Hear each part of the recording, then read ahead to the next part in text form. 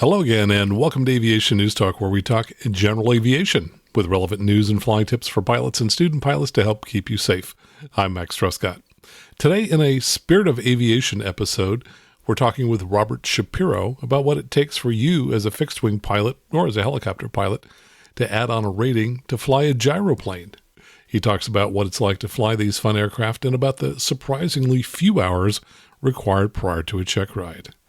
Last week in episode 289, we talked with Dr. Warren Silberman about an investigation into nearly 5,000 pilots with unreported disabilities. And he also gave advice for what you should do before you go to get your next medical. So if you didn't hear that episode, you may want to check it out at aviationnewstalk.com/289. And so that you don't miss next week's episode, in whatever app that you're using to listen to me right now, take a moment and touch either the subscribe key or, if you're using the Apple Podcast app, the follow key so that next week's episode is downloaded for free. And this is a listener-supported show supported by people like you. So if you've been listening for a while and you've learned things that have helped make you become a safer pilot or perhaps to pass a check ride, think about what you might pay a flight instructor for some great instruction and make a donation to help support the show.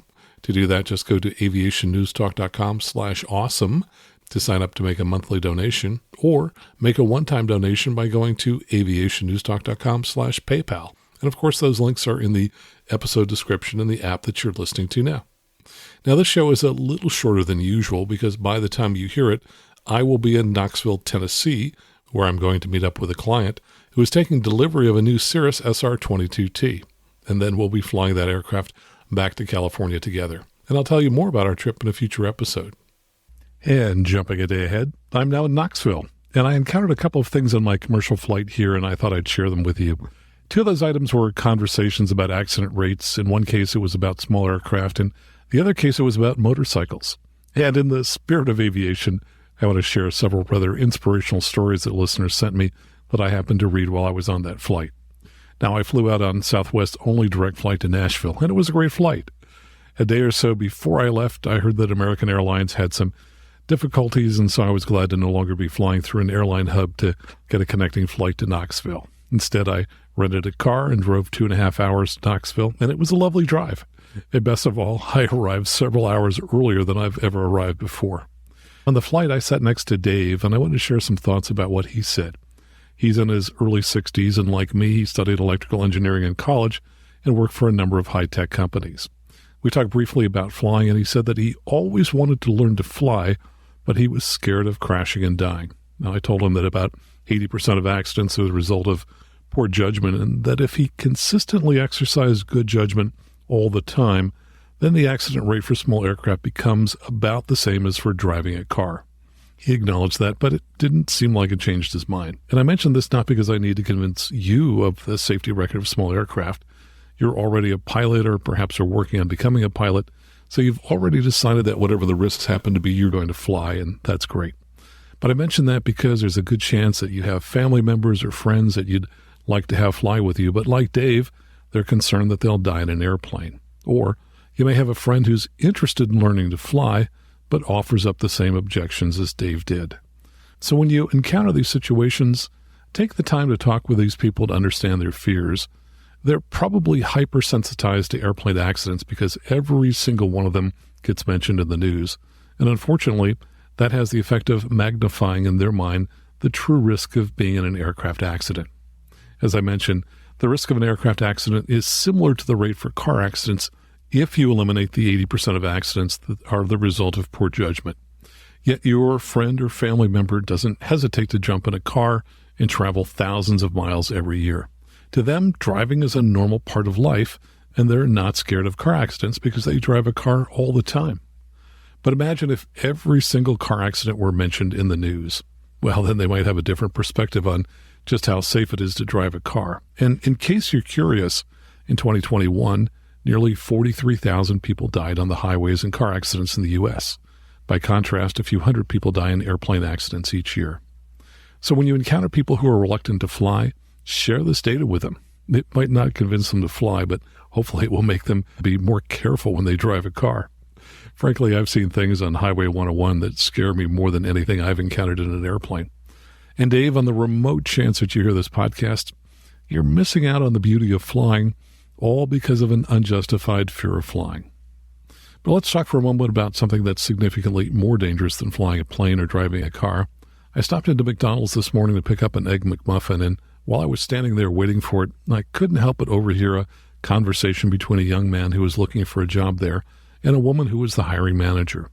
After she said that he could be expecting an email, he launched into a very long and detailed description of his accident. I think he was trying to impress her as he used the word very 3 times in a row to describe just how special his motorbike was. He then went on to describe how he'd broken, quote, nearly every bone in his body. He said that the EMTs thought that he was dead at the scene and worked on him for an hour before transporting him. He said he spent the next 3 weeks unconscious in an ICU and that they were getting ready to pull the plug on him. He then described all of his broken bones, which I won't go into. The hiring manager acknowledged that this must have been really terrible, and fortunately, my food came and I left as quickly as I could. During the conversation, I moved around in the restaurant trying to get out of earshot of the conversation while still staying within sight of the counter, but I could plainly hear the conversation wherever I went. Now, the conversation did make me wonder just what is the accident rate for motorcycles, which I'll tell you in a moment. I do that not to say that you shouldn't ride a motorcycle. Many of you do, and I'm sure you get great pleasure from it. I only mention it because just as Dave doesn't have a good understanding of the airplane accident rate, a lot of people don't have a good understanding of the accident rates for cars and motorcycles. And again, I'm not saying you shouldn't ride a motorcycle or drive a car, but it's worth having some understanding of the risk of any activity that we engage in. Now, I have not done extensive research on this. I just found a couple of statistics after doing some Googling. So if these numbers are wrong, I apologize. And please don't send me any emails telling me what the real numbers are. And if you don't want to hear them, well, just skip ahead now by 30 seconds. Now, one law firm website says deaths in motorcycle accidents are approximately 30 times higher than fatalities in car accidents. Motorcycle riders over the age of 40 are approximately 20 times more likely to be injured in an accident than car drivers of the same age. And an auto insurance website says, quote, the fatality rate for motorcycles was 25.67 for every 100 million miles traveled, compared to a fatality rate of 0.94 for passenger cars. So that's about a 27 times difference. So enough about that. Let's talk about the inspirational stories. I share them because I hope they will inspire you to either work on a new pilot certificate or rating, or they'll provide you with encouragement as you encounter obstacles along the way in your pilot training. And we all encounter these obstacles. And I'm going to save the best one of these for last because it's pretty amazing. The first one comes from Patreon supporter Thomas Gigier. He says, I want to let you know that yesterday I soloed for the first time in 35 years. After resuming the flight training I never quite finished so many years ago. I'm looking forward to completing the training for the private pilot certificate. I will let you know when I do.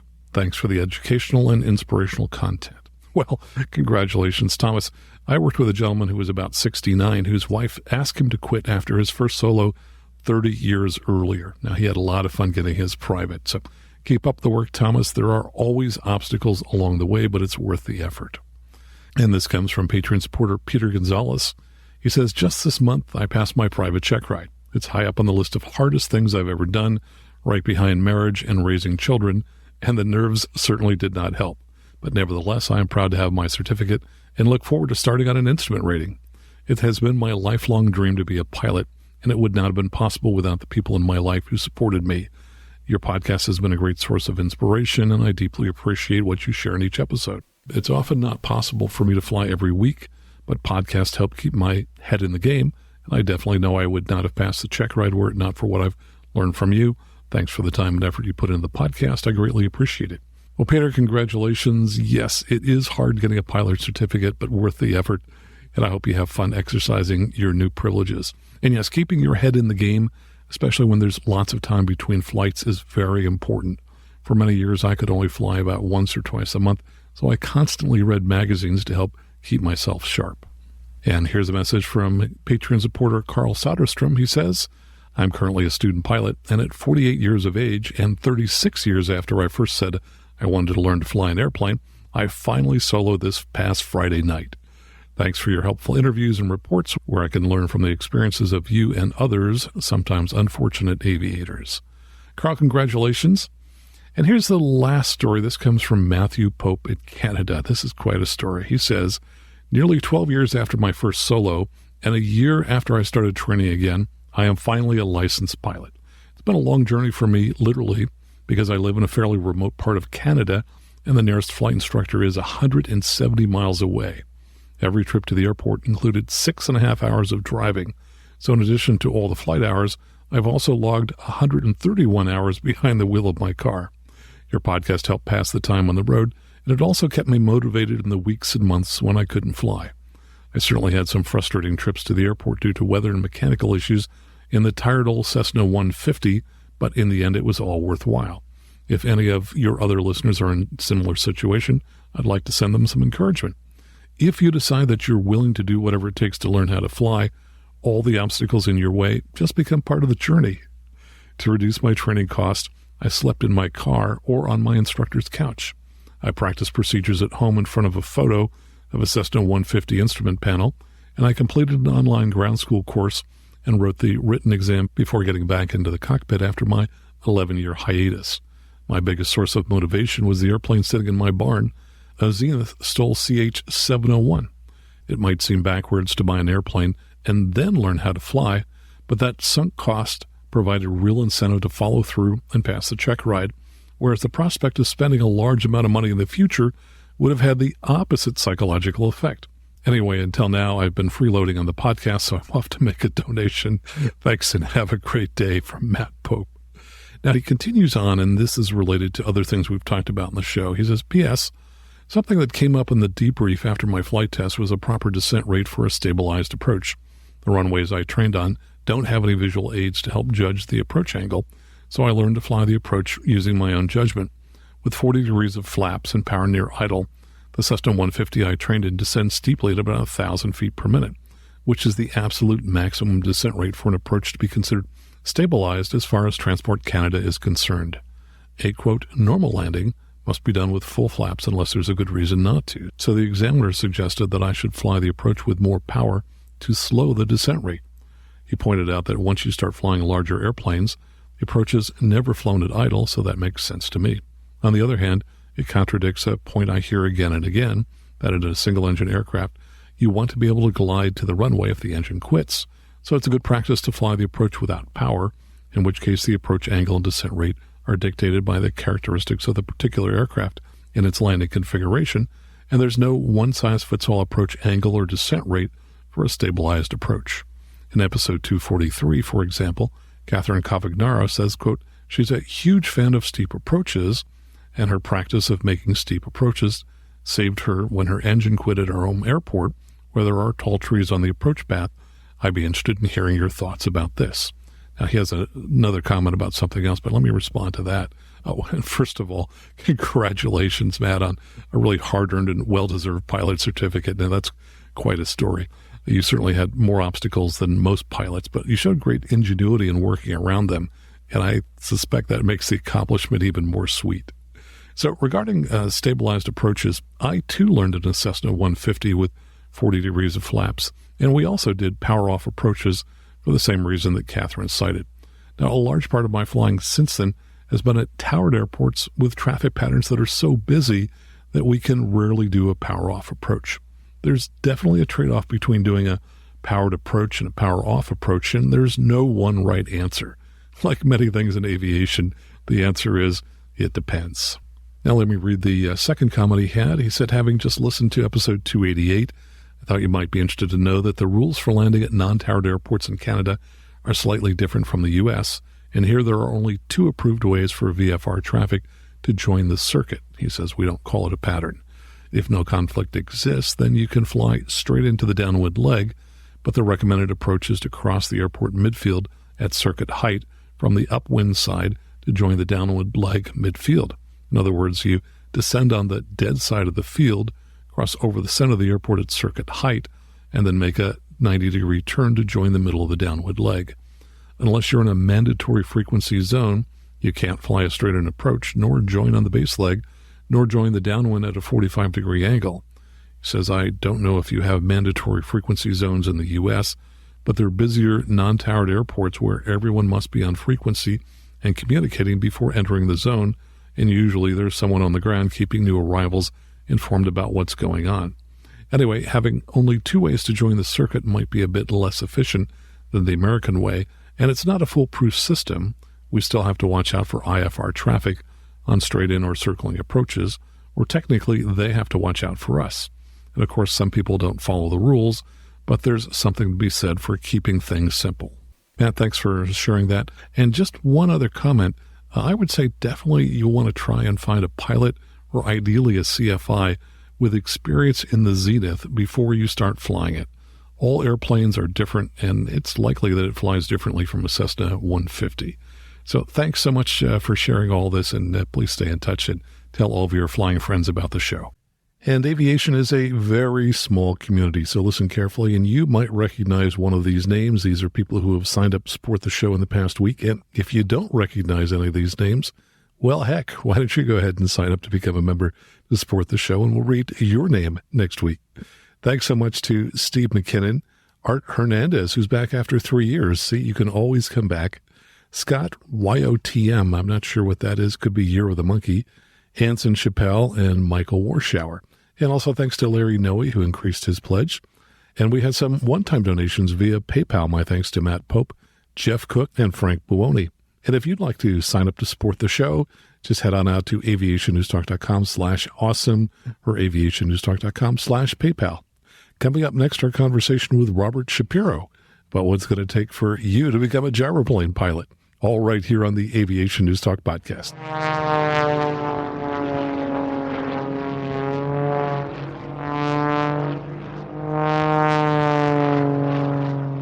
Now let me tell you a little about Robert Schapiro. He's an Army medevac pilot and commander and a commercial airline pilot. He holds multiple ATPs and is rated in single and multi-engine land, single-engine seaplane, helicopter, gyroplane, glider, and has 4 jet-type ratings. And now here's our conversation with Robert Schapiro. Robert, welcome to the show. Great to have you here today. Thank you, sir. Thank you for having me. Hey, so we're going to talk about gyroplanes today. So why do we call them gyroplanes and not gyrocopter, which is what I remember when I first heard about these aircraft? So it's funny because I actually read this. It was either in Flying Magazine or AOPA Pilot Magazine. And it was after I earned my commercial rating that the term gyrocopter is actually a name brand, whereas gyroplane is the generic. So it's like Kleenex versus facial tissue. Got it. So that's why we call them gyroplanes, and gyrocopter is a specific model. So tell us, what's it like to fly a gyrocopter? Is there anything you can compare it to just to kind of give us a feel and flavor for what it's like? So what I tell people when they're like, what's a gyroplane? I tell them it's like a Cessna, Skyhawk, and a Robinson R-22 had a baby. It would be a gyroplane. It doesn't quite work as well as either one of those, but it is about as fun as the both of them. Okay, so fun's the important part about that. How did you get interested in getting a gyroplane add-on rating, and where did you go to do it? So I am a big subscriber of the John and Martha King School of Life, which is I want to earn every rating that the FAA has to offer. I earned a scholarship a couple years ago. The backstory is I'm a volunteer firefighter paramedic, and my agency has a scholarship that if you are an active member for the previous 12 months, you can apply for a scholarship to do any kind of training you want. So over the last several years, I've used it for multiple add-on ratings. Gyroplane was the next one on the list. Once I finish my CFI gyroplane, then I plan to go get a hot air balloon, weight shift control, and a few others. Boy, I think that's a great goal to have, just keep add-on ratings. So I'm guessing you had to go somewhere to do this because gyroplanes are not available at every airport? They are few and far between. I actually lucked out. I found a flight school at Bay Bridge Airport in Stevensville, Maryland. I think you may have actually mentioned it on the Airplane Geeks podcast. That's the school that I trained at. I met the owner at Sun and Fun a few years ago, and I told him, hey, I'd like to start gyroplane training. He's like, when can you start? Now, that being said, the hard part was finding an examiner to do the check ride. I actually had to go out to Searcy, Arkansas, to find the only examiner in the country who could do a commercial rating. So a lot of people, most people who get their gyroplane ratings will do a gyroplane endorsement to their sport pilot certificate. I wanted to do the commercial rating, so I had to go to an examiner who could do it. And as far as I could find, just this one gentleman in Arkansas who could do the rating. Interesting. And how many total hours did you have when you went for your check ride? About 10. Wow. So it doesn't take a whole lot to add that on. What do the requirements say if we go into the FARs? What do they say it takes to add on a gyroplane rating if you're already a helicopter pilot or if you're already a fixed wing pilot? Because I understand there's a difference. So what I explain to students when I teach is that we start out with category of aircraft. And under category, we have airplane, rotorcraft, glider, and balloon. And so then under airplane, we have single engine land, multi-engine land, single engine sea, multi-engine sea. And under rotorcraft, we have helicopter and gyroplane. So the FAA's general rule, if you're going from one class to another, so that would be single engine land to multi-engine land or helicopter to gyroplane, you're just training to proficiency. However, if you're going from one category to another, so for example, airplane single engine land to rotorcraft gyroplane, then there's actually a list of requirements. Those requirements can be found in FAR 61109 Delta. I can list those for you if you'd like. Yeah, so tell us since most listeners are going to be fixed wing pilots, tell us what it would be for a fixed wing pilot to add on a gyrocopter. Sure. So for that rating, it's going to require a minimum of 40 hours of flight time. Now that just says flight time, so all of your airplane time would count towards those 40 hours. However, then it requires 20 hours of flight training with an authorized instructor or a CFI and 10 solo hours in the areas of operation below. So then it breaks down those areas of operation. So you have to have 3 hours of cross country in a gyroplane.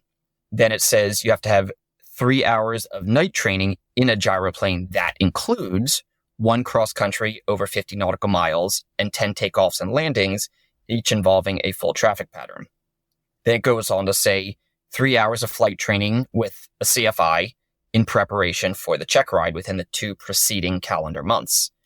And then it breaks down the solo time. There's 10 hours. So the 10 hours of solo time require 3 hours of solo cross country, 1 solo cross country of at least 100 nautical miles total distance with landings at 3 spots, and 1 segment at least 25 nautical miles between takeoff and landing, and 3 takeoffs and landings to a full stop in an airport with a control tower. So if you broke this down into an Excel spreadsheet, you could theoretically get your get your rating with 13 hours as an add-on. However, that would be a very difficult 13 hours because you would have to overlap several of the dual requirements at the same time. Okay. And so that would be for a fixed wing pilot. And you said for a helicopter pilot, there is no minimum. It's just to fly to proficiency. Yes, sir. So I was an add-on for my rotorcraft helicopter rating. And so I was just training to proficiency. I do want to add, those are the requirements to add the private pilot rotorcraft gyroplane rating. There are a few more listed in Part 61 for the commercial. But again, if you're adding it as a new class to your helicopter rating, then it's still trained to proficiency. Very similar to if somebody was adding a commercial single engine C to their airplane single engine C, it would be training to proficiency. Okay. And I've read online that typically it'll take people anywhere from 10 to 20 hours to complete this. And I've read that there are some schools which have decided that they want to have a minimum of 15 hours just so that their people are even better trained when they go to check ride. But even so, this sounds like relatively little time to add on a new rating. It really wasn't bad. I did most of my training in the Cavalon, which is a side-by-side cockpit. But then I took my check ride in the MTO, which was a tandem cockpit. And the reason for that was that the flight school that I trained at had the Cavalon, but the examiner only had the MTO. And I don't think the flight school is going to let me fly their gyroplane all the way to Arkansas. That being said, the MTO was significantly easier to fly. So there wasn't much of a learning curve when I showed up to the examiner. I do wish I had done all of my training in the MTO. I think it would have been even easier than that. Give us an idea what it costs roughly per hour to fly a gyroplane. And I'm sure it varies, but what did you experience? Sure. I think it was $275 an hour, and that included the instructor. Okay. And so let's just talk about the aircraft themselves. What are the main components in a gyroplane? Sure. So you have the fuselage, just like any other aircraft. Behind the fuselage is a propeller. And that propeller, in most cases, is attached to a Rotax engine, which is the same engine you find in a lot of light sport aircraft. There is a rudder and an elevator in the back. And then up top, you have a free spinning rotor, similar to what you'd find on a helicopter. The difference is it's not connected to a transmission. So talk about the controls inside the airplane that you're using to control all of this. So you have a cyclic, just like you have in a helicopter, and then you have a throttle or a power lever. And that's more similar to the throttle or power lever that you would see on a Cirrus SR-22. Anything else? That's it? I guess there's some pedals. There are pedals. I can't speak for all gyroplanes, but the ones that I flew, the pedals did not have toe brakes. So there was a handbrake attached to the throttle, and the pedals did move the nose gear. So you could use that for steering, I guess, when you were taxiing. Take us through the startup and taxi. And after you've got it started, what are each of the components doing? Which ones are turning and which ones are not turning and so on? So when we first start up the gyroplane, the overhead, the main rotor is standing still. The brake is applied, so it's not even going to move on its own. It starts just like a propeller-driven airplane, where there are magneto switches and then an ignition. They're separate. So you flip the magneto switches on, and then you turn the key to the ignition till it starts. But then your propeller is spinning, and that's providing you forward thrust. And you're using the pedals to steer the nose gear, and then the handbrake just to apply simultaneous braking on the two main gear. It's a tricycle-style gear, similar to what you'd see in a Skyhawk. Got it. So when we're taxiing along, our main rotor is not really doing anything? It is not. It is staying still. In fact, we taxi all the way onto the runway with the rotor brake applied. And the reason is you have to think of the main rotor as a giant gyroscope. And if you're applying force to it, you have gyroscopic precession. Well, if you're taxiing into the wind and you have an advancing edge and a trailing edge of the main rotor blade, you're going to notice that it's going to want to tilt the main rotor mast left or right, and it's very difficult to control as you get into those higher speeds. Okay. And I guess there's also the possibility that it could tilt backwards into the propeller, or is there enough clearance that's not going to happen? So it wouldn't likely tilt backwards into the propeller, but it could tilt backwards, theoretically, down into the rudder. Okay. So I can see it's pretty handy then to have that secured. So it sounds like you're going to need some extra time when you get onto the runway. What would you tell the tower as you're getting ready to take off, and how much time would you spend on the runway, and what would you be doing to get that main rotor up and running? So we treat it just like you would a static takeoff in a Skyhawk. So we would get clearance onto the runway. Now, I've been training at non-towered airports, however, same procedure. And we're basically lining up to wait on the runway. While we're lining up to wait, we're holding the wheel brakes, we're releasing the rotor brake, and then we're engaging what's called the pre-rotator. So up until this point and during flight, there's no link from the engine to the main rotor. It is free spinning. And so because it's free spinning, there's no torque. And we can get into Newton's third law of motion, but basically the wheels are holding you to the ground, and the rotor, once you engage the pre-rotator, it starts to spin the rotor. Because we don't have a tail rotor like a helicopter would, if you didn't have your wheels holding you to the ground, the fuselage of the helicopter would start to spin in the opposite direction. So we're engaging the pre-rotator, and we're getting it up to a safe flying RPM. Before that point, the main rotor blades are stalled. So we get up to a safe flying RPM, then we release the wheel brakes, and the propeller gives us the thrust to move forward down the runway. As we move forward down the runway, the forward airflow, as we're moving forward, spins the main rotor up even more, beyond what the pre-rotator could do. And then once we reach a safe flying speed, then we can actually take off. But to answer your original question, you would probably need about 10 to 15 seconds sitting still at the numbers before you're ready to start moving down the runway. Well, I have so many questions. Let me ask you first about the pre-rotator. I understand that that's different in different types of gyroplanes. What's used in the Cavalon to spin that main rotor up? It is a drive shaft that goes from the engine up to the main rotor. Got it. So it is powered by the engine. I have read about some gyroplanes which have electric starter motors essentially being used, so a separate electric motor to drive the main rotor up to speed. And I vaguely remember many years ago with the Benson gyrocopters, I think that people use their hand to start spinning that main rotor. Is that possible? It is. There are a ton of different flavors of gyroplanes out there. I can only speak to the two that I've flown, which were made by the same manufacturer, but the Rotorcraft Flying Handbook, gyroplane supplement that the FAA puts out, goes into a lot of the different types of gyroplanes that have been around for decades. Some, I hate to use the pun, but didn't quite take off, and others they manufactured many of. I'm not sure how many still exist in the fleet. Yeah, certainly there seems to be a very wide variety of gyroplanes when I see them. They come in all different shapes and sizes. Now, when you're taking off, what kind of speed are you rotating at, and what's your takeoff distance? So takeoff distance was surprisingly high when I first started my lessons. So I was under the impression that I could keep a gyroplane in my backyard and take off in a few feet. I was very wrong. You really need to get up to about 50 to 60 knots before you get off the ground.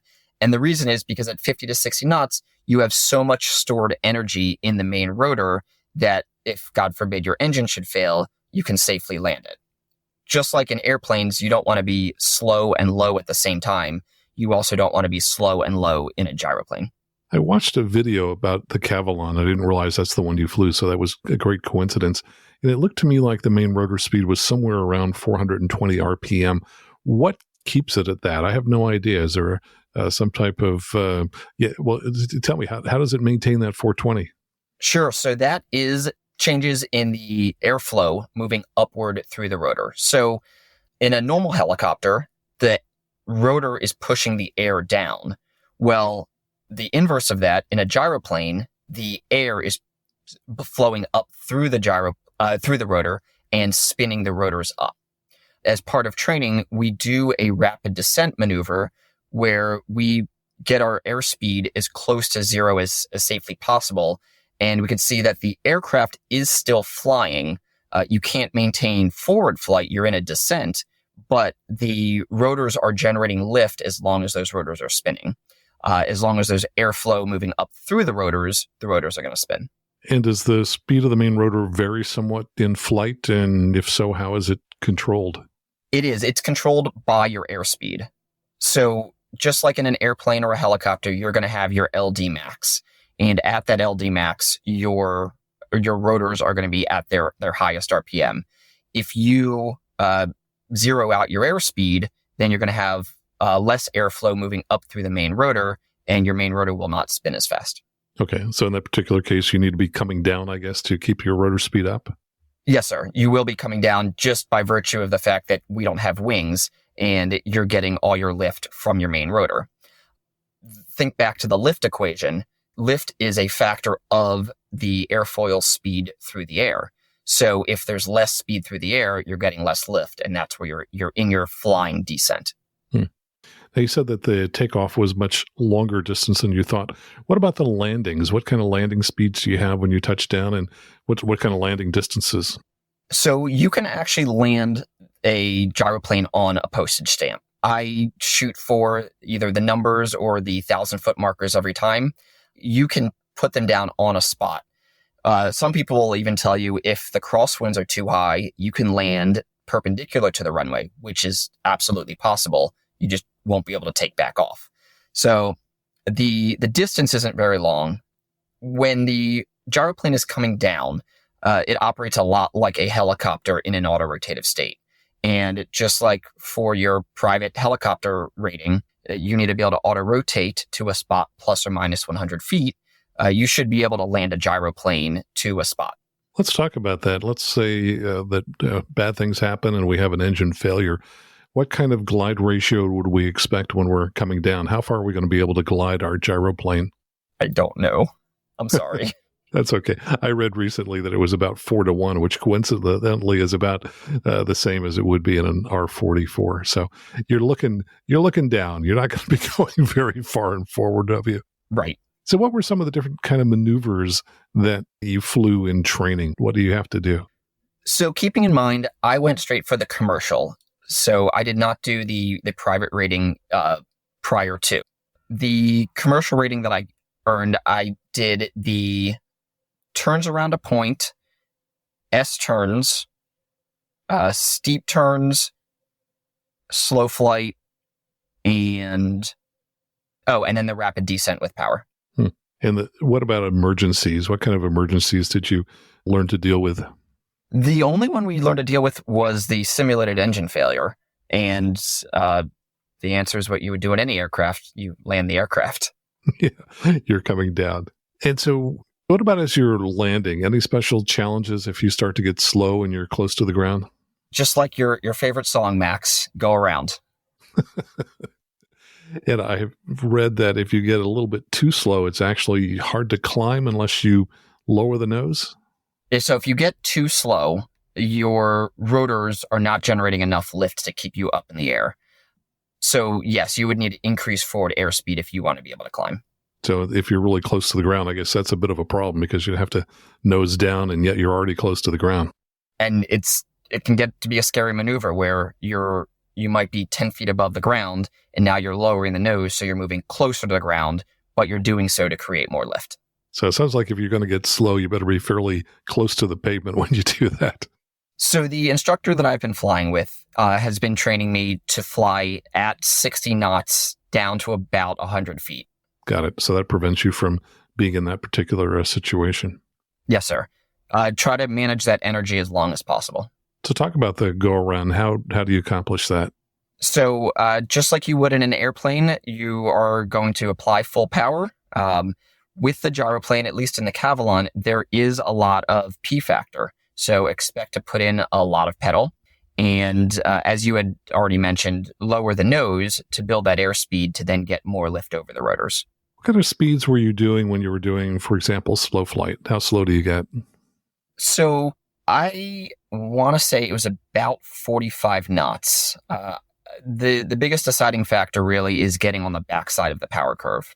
Okay, because if you get the backside of the power curve, I guess that's going to require a lot of power, and at some point you probably can't climb. Yes, sir. More power to go slower. Talk about vibration. What does it feel like to be in the gyroplane? You're a helicopter pilot, an airplane pilot. How would you compare it from just kind of a vibration as you're flying it?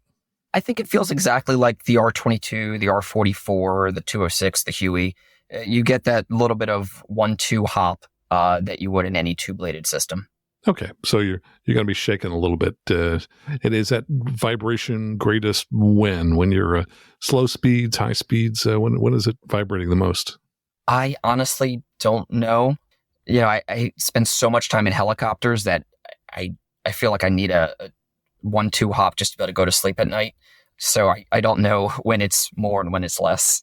Now, what would the cruise speed be like? For example, I saw in a video someone said they had brought a Cavalon across the country, and I was just thinking, holy cow, that sounds like it's going to take a long time.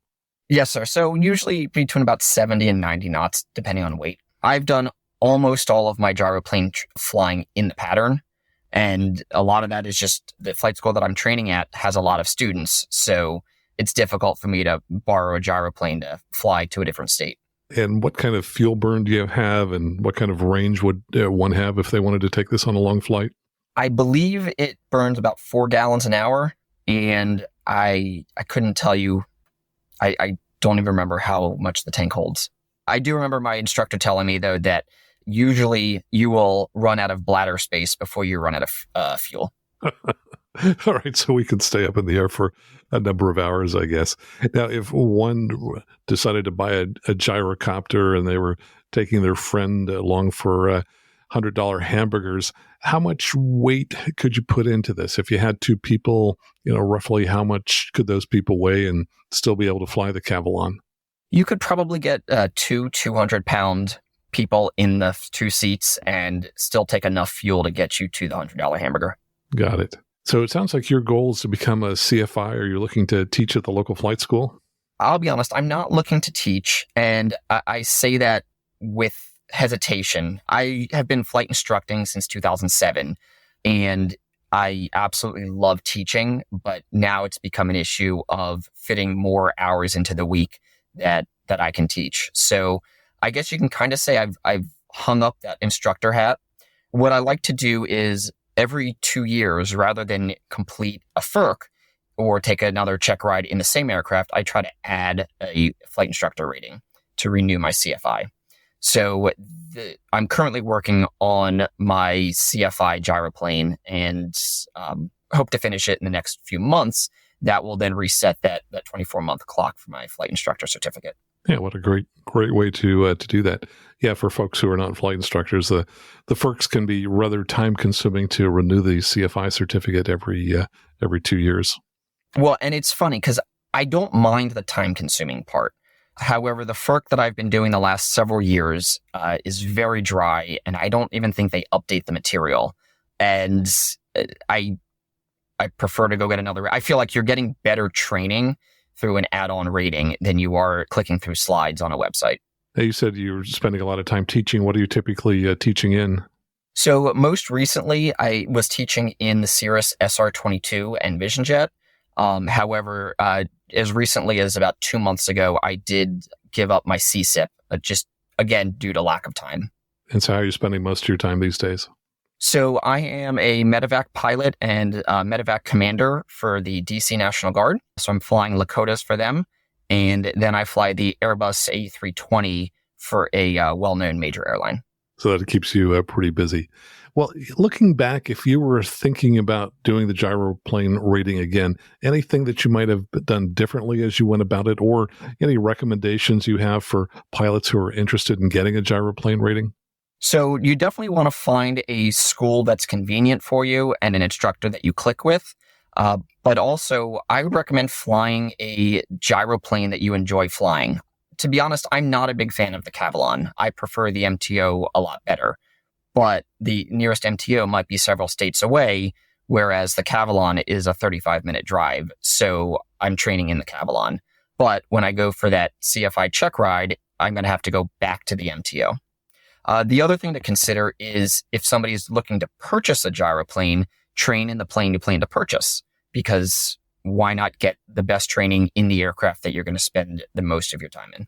Mm-hmm. And what kind of resources would you recommend people use as they're starting to study and think about getting a gyroplane rating? So like most aircraft training, you can get the majority of the materials on the FAA website for free. So the FAA used to publish the rotorcraft flying handbook, which was broken down into the helicopter side and the gyroplane side. Well, recently, they've come out with the helicopter flying handbook. They still keep the rotorcraft flying handbook, but it says in big letters on the front, gyroplane only. And then you skip to like the last 4 or 5 chapters of the book, and it just covers gyroplanes. And then I guess the PTS for gyroplanes would be the rotorcraft PTS. Yes, sir. And they are still using the PTS. They have not switched to the ACS yet. Yeah, though I understand there is a new one that's coming out relatively soon. Well, that's great. Well, any final thoughts about gyroplanes as we start to wrap up here today? It's a fun reading to go get. I can't tell you that it's necessarily useful. I think it's a great comparison to the airplane single-engine land pilot who goes out to get their seaplane rating. They're going to spend a few hours in the aircraft. They'll get the rating. They'll have the bragging rights. I don't know that they're ever going to fly a seaplane again. And a lot of that might just be due to not a lot of insurance companies want to insure a seaplane pilot with 5 hours. I don't know how much gyroplane flying I'm going to be doing after I finish the CFI, but it is definitely a fun rating to get. So it sounds like what you're really saying is if someone has a week of vacation or they want to go fly somewhere to a place where there's a school that teaches gyroplanes, what a fun adult vacation just to go off and learn how to fly a gyroplane. Absolutely. That's great. Robert, thanks so much for joining us here today. Thank you, sir. I appreciate you having me. And my thanks to Robert Schapiro for coming on the show today to talk about what it's like to get a gyroplane rating. I hope you enjoyed the conversation, and I hope that it helps inspire you to work on some new rating of your own. If you have feedback or insights about this episode or anything else you'd like to share, please go to aviationnewstalk.com and click on Contact at the top of the page and send me an email, and I'll read some of your emails on a future show. And also, this is a listener-supported show, so if you've thought about doing it, now would be a great time to do your part. Just head on out to aviationnewstalk.com/awesome and select the dollar amount you'd like to pledge to support the show. You can also make a one-time donation by going out to aviationnewstalk.com/PayPal. And my thanks to everyone who supports the show. So until next time, fly safely, have fun, and keep the blue side up. And remember that you can always go around. You can always go around. If it don't look right coming down, don't wait until your side's maybe sliding upside down. You can always